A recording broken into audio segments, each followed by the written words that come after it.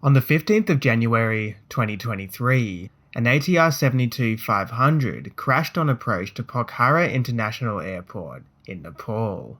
To date, little is known about the crash or the causation factors behind it.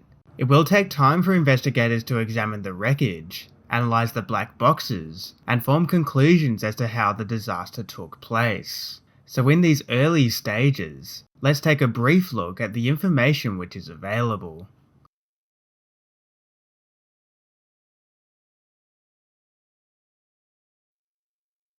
Yeti Airlines 691 took off from Kathmandu at 10:32 am local time. We can track the short flight's progress via data from Flight Radar 24. Rapid changes in speed and altitude are seen to occur, but this is simply due to the aircraft's old transponder transmitting faulty data. The climb, cruise, and descent of the turboprop all appear normal. With the flight covering the distance of a 6-hour drive in less than half an hour, just 18 minutes after takeoff, the pilots made initial contact with air traffic control at Pokhara. This is where the position data from Flight Radar ends, so the following track is only an estimate. The tower cleared the ATR to land on runway 30, but the captain requested a change to 12, and as it was on its final approach to the runway, fully configured to land, disaster struck. Contributing factors investigators are likely to look at include the weather at the time of the accident, which was reportedly fine, terrain around the airport, including the Annapurna mountain range to the north. This would likely create turbulence and challenging landing conditions for pilots much of the time, but with light winds reported at the time of the accident, it's unlikely the ATR was affected by turbulence or wind shear.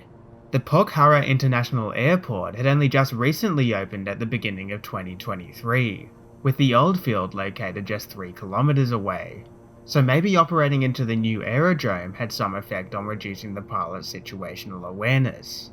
They were reportedly a senior captain at Yeti who was flying with a junior pilot, possibly one who was still under training.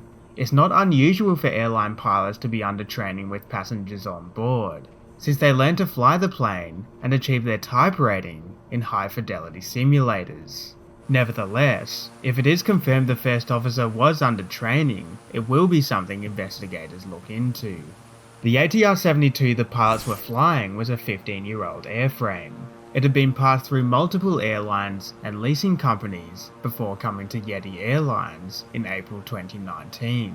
The 500 model was initially designed by the French-Italian company in 1997. It has a reputation of being a safe and efficient aircraft. So what is one to make of all this information? What caused the plane to fall out of the sky? The short answer is, we don't know yet. One possible answer is that the aircraft encountered a VMC spin. This can occur when an aircraft's engine fails at low speed and high power. If the yawing force produced by the operating engine is greater than the rudder's ability to counteract it, an unrecoverable spin can occur. However, key to this type of spin is a high power scenario, in order to generate the exorbitant yaw. It's unlikely the pilots were applying much power as they were on descent to land, and the ATR-72 isn't known as being susceptible to VMC spins. So this leads us to another possibility, a stall, where a plane gets so slow that the airflow over the wing separates, loses energy, and removes lift. If the pilots were holding aileron input, one wing can stall first. What caused the aircraft to lose speed and become nose high in the first place, we don't know. All this information will come out in due course, as the formal investigation occurs. For now, our condolences are to all those who are on board Yeti Airlines 691, their families, and their friends.